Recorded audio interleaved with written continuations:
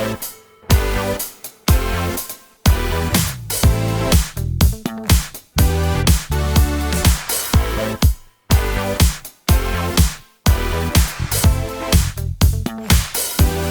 everyone and welcome back to Cruise Corner.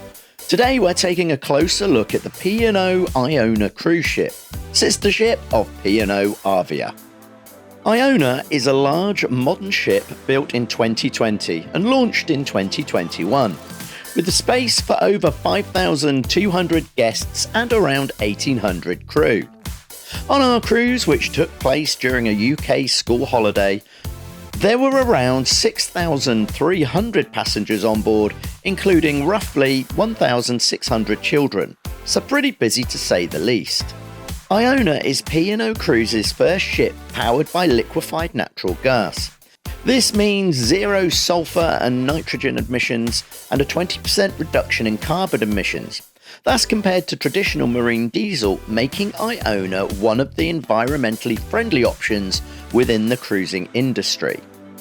Designed to offer a contemporary cruising experience, Iona features a multitude of amenities, dining venues, and entertainment options.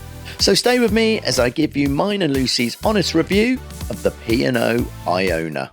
So let's start with the Embarkation. It was pretty good. Got rid of the luggage straight away, took about half an hour to go through security and get checked in. Once embarked, we arrived at the Grand Atrium, which serves as the ship's centerpiece. It's a large open space featuring expansive glass walls and spans 3 decks, deck 6, 7 and 8. As well as the usual bars and lounges located in and around the atrium, there was also a Costa-style cafe for coffees and light bites for an extra charge. Lucy was also amazed that the price of a cappuccino there was actually cheaper than Costa in our local town. On Iona, over half of the 2,614 cabins include private balconies, as well as solo travellers having access to 22 single-occupancy cabins. Our cabin was okay, although just like our trip on Avia, there wasn't a great amount of storage, especially for 4 people. Before sailing, we'd seen mixed reviews about the cleanliness of the cabins, and let's be honest here, housekeeping is only as good as the person doing the job. And in our case, I'm sorry to say, wasn't that good. We didn't even see our steward for the first couple of days. The cabin was finally cleaned 3 days into the cruise and wasn't that good a job, to be honest. Although, to be fair, it did get a little better as the week went on. When it comes to dining on the P&O Iona, there are quite a number of options. You have the buffet restaurant, 4 main dining rooms and more. So we'll start by looking at the dining options that are included into your cruise fare. First, let's talk about the Horizon Buffet, perfect for those who like a relaxed self-serve experience. I must be honest though and say in our opinion, it's not the best buffet we've had on a cruise ship. It's got a good spacious seating area, but not always a big food choice. However, unlike some other cruise ships, Iona does have so many additional included restaurants you can go to, which probably explains why the buffet was a bit underwhelming. One thing we did think was good for families and younger children is they had a section marked off at 5 p.m. each day for a children's tea. Classic kids food and visits from characters such as Wallace and Gromit. This meant parents of young children can let them have their tea first, then go to dinner themselves for a relaxed meal, whilst the children are with relatives or maybe in kids club. There are 4 main dining rooms on Iona: Opal, Pearl, Aqua and Coral restaurants. These all serve the same menu but just gives you a different location to try. Some of them are open for breakfast and lunch as well, so if the self-service buffet is not your thing, then you can have breakfast, lunch and dinner in a main dining room every day, which can be really nice. The food was pretty good in the restaurants with no complaints from us, and the waiting staff on the whole were very attentive. Now you can book your restaurant times in advance, but we prefer to book on the day. This meant we had to join a virtual queue on our mobile and got a notification when our table was ready. This also meant we didn't have to wait in the restaurant queue, as you can maybe go to the bar or chill out in your cabin until your table is ready. The quays on Deck 8 consists of 3 main serveries. Your classic British fish and chips, Asian fusion, or Broadwalk Diner, which was like your burgers and hot dogs. In addition, in the mornings they do serve breakfast in the quays. Pancakes and waffles, which are really nice, omelettes and cooked breakfasts. Now the Olive Grove is a really fab restaurant. Great pizzas and pastas served in a lovely setting. Now, we ate there on the first night, but then couldn't get a table there for the rest of the cruise as it was fully booked. But bizarrely, you couldn't join a virtual queue for this restaurant. And as there was no virtual queue for the Olive Grove, we did feel we missed out there. Taste 360 is in the SkyDome. Now this is where you can pick up your typical fast food. Pizzas, hot dogs, chips, etc. And they also do a daily special. Now, just like most other cruise ships, you also have a number of specialty restaurants which you can eat at for an additional charge. Personally, we don't usually use them that often, as overall we're quite happy with the included options. There's Keel & Cow, like a gastro pub, Sindhu for Indian food, the Glass House for tapas, the Beach House, the Limelight Club, which is a dinner with a show, and if you're into fine dining, the Epicurean restaurants. Now, if you find this video helpful, then please just hit that subscribe button for more cruise information. Thank you. Being on a cruise ship to Northern Europe in February did mean we didn't spend a lot of time outside in the cold. And as activities go, there wasn't the type of activities that you might find on ships like Royal Caribbean or MSC. Iona did have a decent sized sports court, a couple of golf nets and a very small splash zone for small children. So if we were looking for adventure and the weather was warmer, we'd have probably been a bit disappointed. As the entertainment goes, it was a real mixture of great to feeling like being at Butlins at sea, as some of it felt a little bit low rent and amateurish. Starting with the SkyDome, this is a 2-deck enclosed pool area, which makes it a fantastic space whatever the weather. But here's the thing. Personally, I think yes, it's great to have an all-weather pool. But as the ship carried in our case 6,300 passengers, which 1,600 of them were children, it just got too crowded.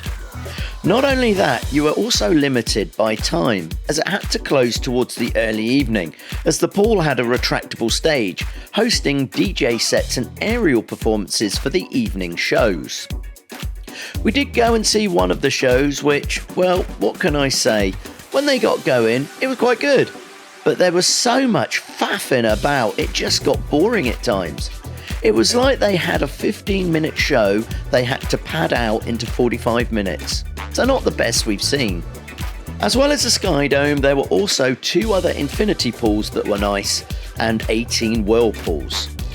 The ship also features an included really nice 4-screen cinema. This had a great system where there was no need to book and was super easy to see which seats were taken and which ones were still available on the screens outside. Headliners Theatre is the main theatre which featured game shows like Deal or No Deal, variety acts and West End style productions. Deal or No Deal was really good and was presented really well. The comedy magician, who was an alter ego however, was a little disappointing, just wasn't entertaining for us at all. Although the show wasn't for us, it was such a shame as the magician himself, came across as such a nice guy. As for the productions, we didn't manage to see any as they were cancelled due to the Noravirus outbreak on board the ship, so a number of performers were ill as well as the passengers. So instead a variety was cobbled together which was really good, and because of the virus easy to get a good seat as the theatre wasn't even half full. The clubhouse found on Deck 8 was another good entertainment venue. It was a pretty good size and hosted live music, a comedian who was very good, bingo, kids entertainment, plus some late night dancing. Moving on to the 710 Club, which is curated by Gary Barlow and offered an intimate setting, which is another way of saying quite a small room and featured live music. We didn't actually use it, but again did seem quite popular. The Limelight Club was a supper club offering dinner with live entertainment featuring performances by various artists for an additional charge. This was until 10:30 p.m. when it became a late night venue with either a live band or comedy for adults only. During the day, it was also used for fitness classes and line dancing classes, which again was very popular on our cruise. As mentioned earlier, we did have a Noravirus outbreak, and sadly, these things can sometimes happen on a cruise ship, so here's how it was handled. For the first half of the holiday, everything seemed completely normal, but then small changes started popping up. Suddenly, there were extra crew members around the food area squirting hand sanitizer on people's hands every time they went in and out of the restaurants. There had always been hand washing stations nearby, but until this point, no one was really making sure people used them. Next, we noticed changes in the buffet. The usual things like salt and pepper shakers and sugar pots were all removed from the tables. Then, things started to feel more serious. Some shows were cancelled, including The Greatest Days, a Take That musical we'd actually seen on Arbia the year before. It was replaced last minute with a variety show instead, mentioned earlier in this video. Soon after, an official announcement was made that there was a Noravirus outbreak on board. Suddenly all the little changes made sense. According to an article we saw on Sky News, a P&O spokesperson said that at that point only around 1% of the people on board were sick. But with over 8,000 passengers and crew, that still adds up to over 80 people. And as many know, Noravirus can spread very quickly, so who knows how high the final number actually got. Overall, P&O Iona is a great cruise ship for families, couples and groups who want a relaxing holiday that starts in the UK, so no need to fly. The ship has a very British feel, lots of different places to eat and plenty of fun things to do, all at a very reasonable price. The design is modern and stylish, which makes it feel special, and there's something for everyone to enjoy. From acrobatic shows to silent discos in the SkyDome to splash zones and clubs for kids. It's also one of the eco-friendly ships out there using cleaner fuel and smarter energy-saving systems. But it's not perfect.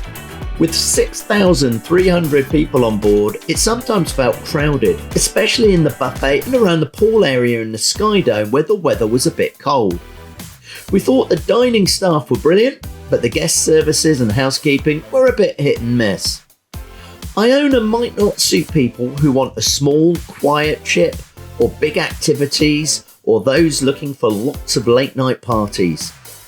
The entertainment is more for families, and things tend to quieten down earlier on Iona than on other cruise lines like Royal Caribbean or MSC. But if you're looking for an easy cruise from the UK with good food, reasonable entertainment and something for all ages, Iona does a lot right. If you enjoyed this video, please like, subscribe and leave a comment below. Thanks for watching, and we'll see you on the next adventure.